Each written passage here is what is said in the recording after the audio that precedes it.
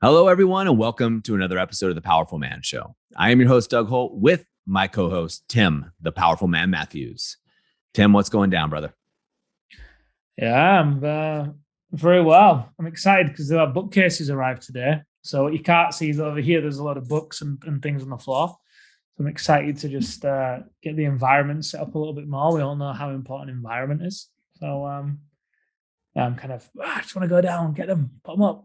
But Sounds exciting. it is. You know what I like? I like order. You You know do. that. So you can imagine. I'm like, So yeah. How are you doing?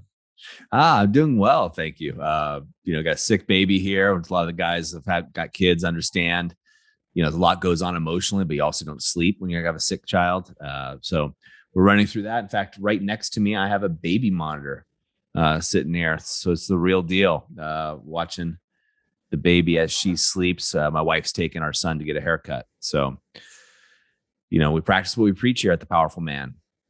You sure do. On that note, I want to see if we can give Cody some insight and maybe even the listeners. So another episode, man, where we're responding to the topics that you guys have asked us to cover. So specifically the men in the Facebook group. If you want Doug and I to cover a topic or answer a question, then head over there. Just search The Powerful Man in the Facebook search bar, and then you can request to become a member of the group, and you'll see the post in there as well. If you just search for podcast or hashtag podcast, you will see it. And yeah, there's a lot of really great questions. So Cody, he had a few questions, and we've covered some of them on a previous episode.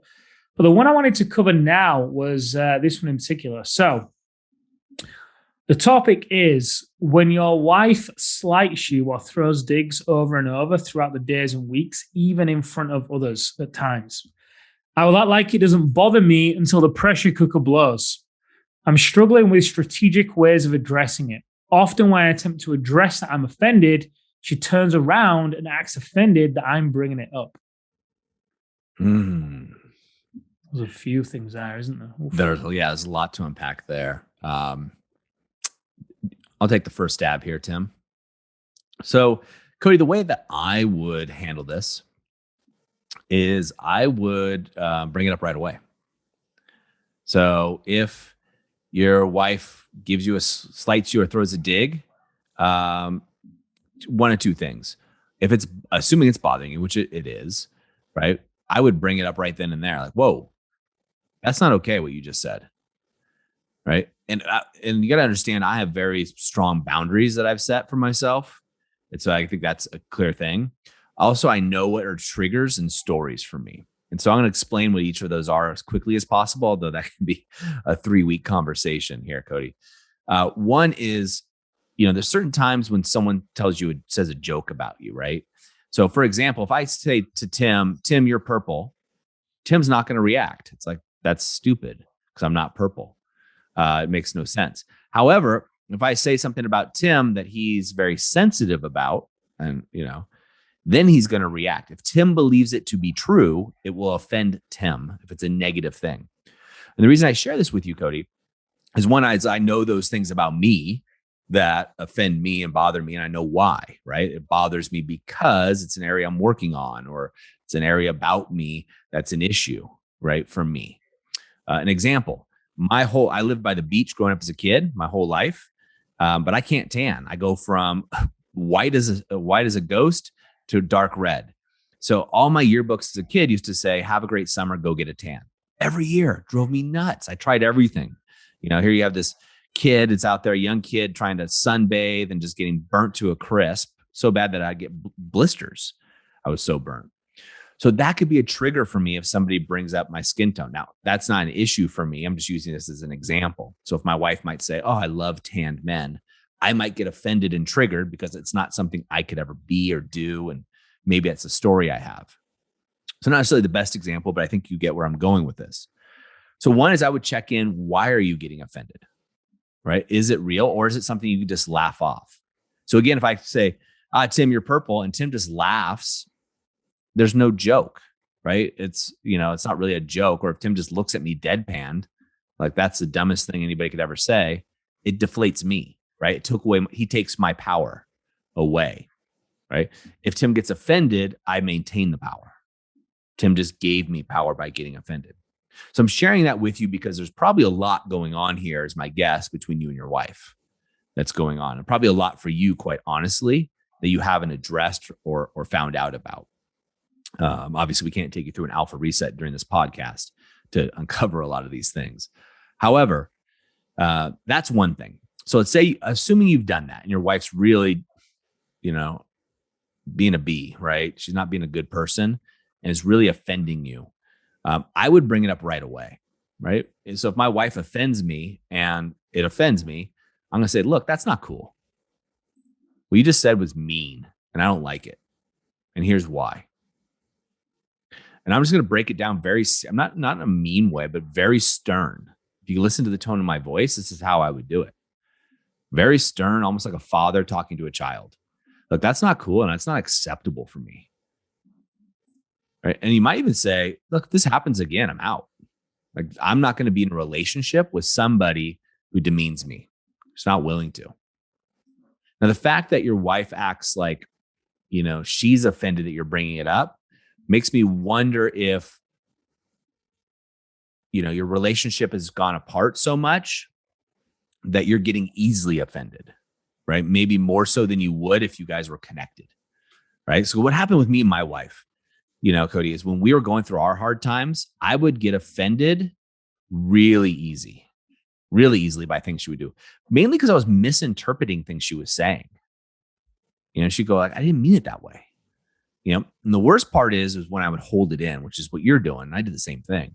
And those things would start stacking on each other, right? The offenses. And then I would blow up and come to find out, according to her, these things that I was stacking up, she didn't mean. I took them the wrong way. Like, maybe it was something like she walked in, I opened the door for her to a party and she walked in right away and started talking to somebody and left me at the door, right? Connected nowadays, I'd be totally cool. I'd walk over there. I'd go do my own thing. Wouldn't matter. But back then I could have created a story. She doesn't want to be with me. She'd leave me by myself. I'm not good enough. She should wait for me to close the door since I opened it for her and then go introduce me to these people, et cetera, et cetera. You get the idea. Like, I would create a story about how wrong she is.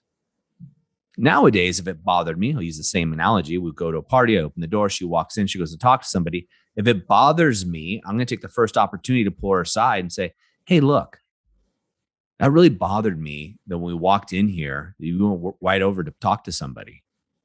That really upsets me. And here's why. And now we can have a conversation. She could either say, I didn't want to be around you, or she could say, most likely, oh, I didn't know that upset you.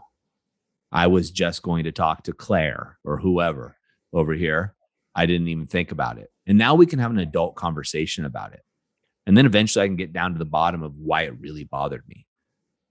Right? Why does it really upset me? And that's getting into triggers. We've done some podcasts around that. It's a little bit more an advanced topic than we're probably going to have time to dive in today.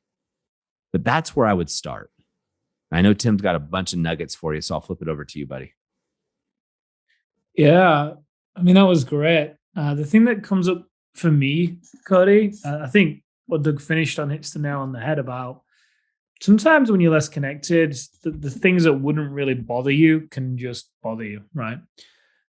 Maybe it's because you're feeling insecure in the relationship. Is she going to stick around? Is she going to leave? Maybe you've made advances for sex. She's rejected you, whatever, right? So I want you to imagine a triangle. You've probably heard us talk about living from the inside out and the path of power, right? When you're living from the inside out, the five territories are organized with self at the base of that pyramid. Imagine the pyramid being in 5 layers. Self is at the base. Above that is health, and then it goes relationships, then wealth and business. And the reason for that is because when you focus on the territories of self and health before the relationship, it puts you in a position whereby you can enter in the relationship in a much more grounded, confident, clear, decisive position. right? And that feeds into the triggers, which Doug was talking about. It's why one of the first exercises we guide the men through when they join the activation method is something called the shadow stick man. It's all around becoming aware of the triggers that are usually unconscious so that you can bring the unconscious into the conscious. It's like kind of shining a spotlight in the darkness. So you can see what's there and illuminate it, right? And when you can do that, the things don't really trigger you that much. So imagine you doing that, like Doug was saying, and then you were also working out, right? You were taking control of your day. You were also filling your day and your week with things that you wanted to do, not being reckless and avoiding your responsibilities, but maybe that skydive you've been wanting to do, you book it. Joining that gym you've been wanting to go to, you start going. Contacting that friend that you wanted to hang out with that you promised you'd go away with, you go away with him. What this is going to do is start to fill your cup. It's going to rebuild your confidence, your sense of joy, your sense of freedom. And then you can take that into the relationship because chances are, I bet that's the kind of man that your wife fell in love with when you guys first got together. That kind of guy that's full, that's playful, that's maybe a bit cocky, a bit confident. And you can take that with us into the relationship. So when these situations come up, what if, just imagine if instead of reacting, you were able to laugh them off or say something playful when she's throwing that dig at you. And what if you were able to turn it into a joke, right? Example, one that's happened to me recently. I was, making some advances on Amelia. We're in bed making some advances. I can't remember what she said. Something along the lines of, you're always trying it on, something like that. And I said, listen, if I was trying it on, you'd know about it. I'm just toying with you right now. Something like that, just to keep the frame and keep the playfulness and keep the lightheartedness about it, rather than being like, oh, do you think I'm being needy or a perv or whatever, right? So the reality is when you're in that place of confidence and you're full and you're doing things you want to do, it really helps you to be able to deflect these digs instead of own these digs, right? Imagine a martial arts, right? You use their force against them, don't you? So imagine your wife is coming at you. When you're in that place of playfulness and confidence, that's when you can use her force against her. And she's charging towards you with a dig, and instead of it hitting you, it kind of bounces off you and she ends up on the floor, right? Whereas the person that's too rigid in martial arts, the person that isn't able to move, doesn't really read what's going on and gets taken down or gets hit or gets injured and gets knocked off balance. So if I was you, I'd be looking at doing that. Bring back that playfulness and cockiness so that, if she wants to slight you, turn it around. If she says something that hurts you in front of other people, bring it up or maybe turn it around a little bit. Not so that it's a dig, but just to know that, okay, if she's going to try and come at you with things, she's going to get something in return. And she's going to respect you for that because by default, you're going to have boundaries. Don't start making fun of her in front of her friends too much to the point whereby she's like, hey. But, if you want to just lay a few little things down there whilst being playful, then, you could do that. Just don't go in too hard. So that's what I've got for you. Yeah, and that's a great point. I mean, honestly, probably my guess is what's occurring here is, you guys are so disconnected. And during that process, what happens for a lot of us guys is we lose sight of who we are as men. And we forget our kind of true power within us. And honestly, and probably because I'm in the mindset of I'm getting prepared to go down to Florida to lead the Alpha Reset down there coming up in a little bit. The Alpha Reset's by far the best way to do that, is to get anchored into your lighthouse, into your power, where you can have that place where those things bounce off you like Teflon. Again, she's doing a slight and you're kind of like, no, whatever. It doesn't matter because I'm so solid within who I am as a man. It doesn't bother me. If Tim says, Doug, you're too direct, I might say, Yeah, I'm direct because I don't have time to waste. I got lots I'm doing in my life. Or I could be like, you're too direct. Oh my gosh, what is he saying about me? It's very different when you come from a place of power, right? That you feel very good and confident about who you are as a man. You become the prize, right? You become the prize because, your wife starts chasing you. Everybody starts chasing you because you're going after life by the cojones, you're going after it. So first of all, I got to give you nothing but props for stepping up and posting that. I have nothing but respect. We got both your questions in there, which was awesome. But take a couple of these points, go back and listen through this and take a few bullet points and start applying and start putting it to work and let us all know how it's going. Give us a follow-up and let us know how it's going with her. My guess is you're going to see things turning around here pretty quickly. Tim, anything else? No, I just acknowledge you for reaching out and raising your hand. I know it can be hard, and you've really shared a lot, from this episode to the other one that we shared. Shout out to Gabe Hutchins for, giving some great advice as well. And also Jeremy Van de Gupten, two amazing men there. But yeah, just keep showing up, Cody. And if you need any more support, then just let us know in the Facebook group and we can see what we can do. Awesome. Gentlemen, make sure like go over there to the Facebook group, post your questions, anything that's coming up for you. Tim and I will do our best job to work through those through the coming months as we go through them. And guys, as always, take massive action. When you get a point of insight, take action and move forward. That's a wrap for us here at the Powerful Man Show, guys. We'll see you next time. Make it a great week.